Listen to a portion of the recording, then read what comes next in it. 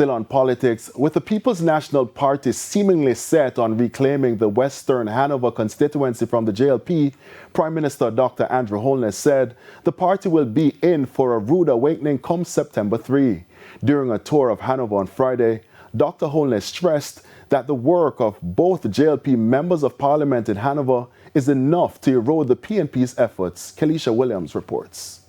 On Friday, the Jamaica Labour Party took its campaign activities to Hanover, seemingly a part of the party's strategy to hold on to both hotly contested constituencies in the parish.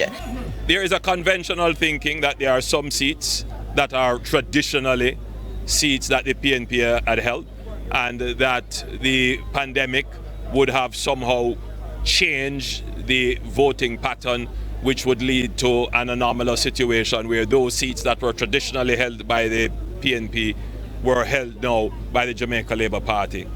I think that level of thinking has to be scrutinized very carefully. There is going to be some significant surprises. For instance, the People's National Party has been looking to reclaim power in Western Hanover, which has proven to be a PNP stronghold for decades. But in 2020, the JLP's Tamika Davis broke the PNP's 30-year streak in the constituency. There are seats that the PNP think that may come back to them, that those seats are going to be firmly rooted in the column of the Jamaica Labour Party. Because the truth is, the constituents there would have seen the work of the Member of Parliament and compare the work of the Member of Parliament to the previous PNP Members of Parliament, and would have to conclude that those MPs have worked very hard.